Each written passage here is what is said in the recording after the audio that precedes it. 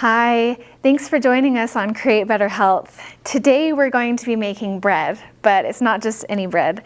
It's called bread in a bag. So all you need are your hands and a bag. And I'm going to go ahead and show you the ingredient list really quick so that you can go grab your mom or dad or your adult helper and you guys can go get all of the ingredients and the equipment that you need.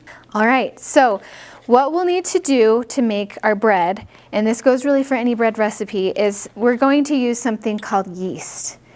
And I'll let you take a little bit. What this is actually a living organism. So we're gonna treat this kind of like it's our pet. And what we're gonna do is when you get a new pet, like a puppy, let's say, is you wanna give it a good place to sleep. So I'm adding 1 cup of white flour, or all-purpose flour, and then I'm adding the other cup of flour, wheat flour. Remember how we talked about in our lesson part about having half of our grains be whole grains? So we're gonna give this yeast a nice place to sleep. And it's not awake yet, it's kind of dormant or sleeping still. And when we wake up our pet, we wanna make sure that it has enough food. And so sugar, when we add sugar to dough or to yeast, that helps make its food, or be its food. The next thing we're gonna add is salt. And salt does 2 things. It gives the bread flavor, but it also makes it so that the yeast, or our puppy, doesn't go out of control. So it's kind of like obedience school. It makes it so that when it rises, it doesn't go too crazy. This is powdered milk. And what that does is it gives our bread, it's kind of just a nice rich flavor. Now we've added all of the dry ingredients. You just want to squeeze out some of that excess air. Make sure it's nice and secure. And you just want to make sure that there's no lumps of any sort, and that it's all really nice and mixed up well together.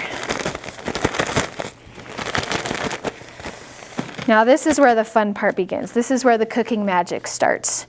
We're going to wake up that little puppy in there. Remember I told you it was still sleeping?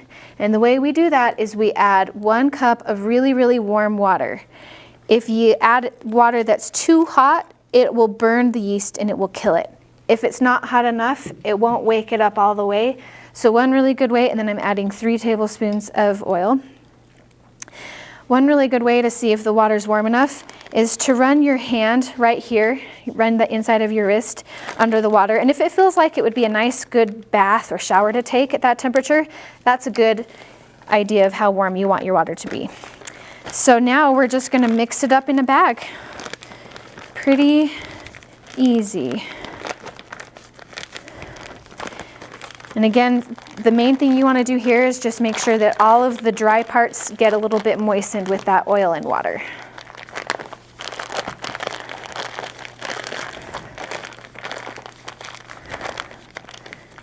There's a couple little dry spots in there that we're going to try to get to. Make sure you check your corners. Those can be kind of difficult to get to. Now when I hold up the dough is still sticking to the side of the bag. So what we need to do is add a little bit more flour. See how when I open it up, it's still totally sticking to the side of the bag. We're gonna add a little bit more flour in here. We're gonna just lightly knead it. And when we say knead, we're not talking about like, I need chocolate or I need a vacation. We're talking about kneading. And kneading is when you kind of roll the dough around with your hands. And what that does is it helps develop gluten in our bread so that the dough becomes nice and elastic. When we add yeast with water and put it in a nice warm environment, that yeast will let off a gas that creates little air pockets. And then because the dough is nice and elastic, it will create a little bubble around that air pocket, and that's what gives us those little bubbles in our bread when we're eating bread or dough. Okay. Now you want to add enough flour to where this becomes kind of a little clump. And the trick with flour is you can always add more flour, but you can't take it out. So as you add flour, just go little bit by little bit. And just take your time. Now when I pull up the bread in my bag, it's not sticking so much to the side. See how it's starting to pull away a little bit? That's a good clue or an indication that it's time to start taking this out and really working it right here on our board.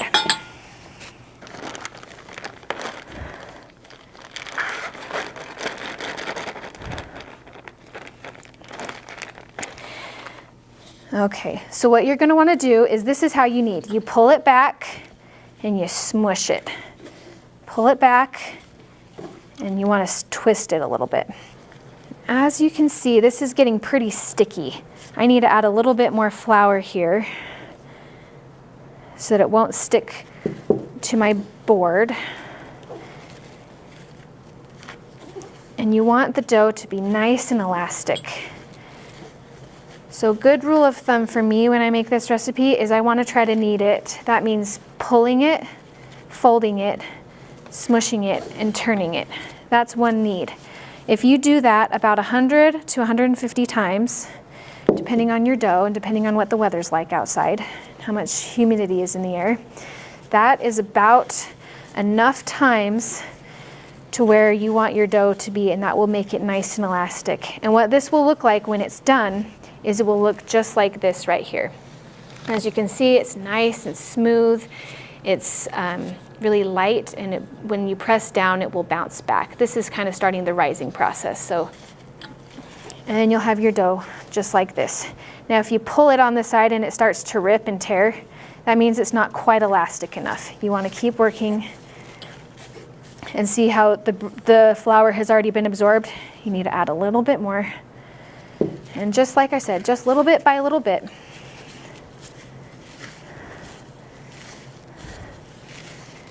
Perfect. Then once your dough is ready, you're going to let it rise. If you wanted to make a bread loaf, you would just kind of smush this out into an oval shape, put that in an oiled bread pan, and let it rise for about an hour. Since for us, we want to make these cute little bunny rolls over here, what we need to do is we need to cut this into little pieces. So here's a couple of tricks. It's tough to know exactly how many sizes of equal shape you're going to get out of a piece of dough. So I know that you guys are working on fractions right now, so we're just going to cut it in half. Then I'm going to cut this piece in half and this piece in half. And I'm going to roll them out kind of like snakes. Great. Then also, again, since we're using fractions, we're going to cut this one in half and in half again. That's about the size, and then you're going to roll it into a ball. That's about the size that you want for a roll. So we're just going to keep each of these in half and then in half again. In half and then in half again. In half and then half again. And you're just going to roll them into a little ball like that for the rolls, and then you're going to let them rise. Now, when they're finished rising, they're going to look like this right over here. These I did this morning, and they've been sitting for a few hours, and see how they're nice and puffy like that? You'll know when they're done rising because it will double in size. This can take anywhere from 30 minutes to an hour. If you want to learn how to make the bunnies, what you're going to do is just take one like this and give it a couple of little ears. So just a little snip there, a little snip there. If you want, you can give them maybe a little bunny tail. And then I'm using a skewer to give them a little eyes. And then what you'll do is throw this in the oven for 350 degrees for about 15 to 20 minutes. And then when they are done, they'll look like this. These are our finished bunny rolls. And that's it.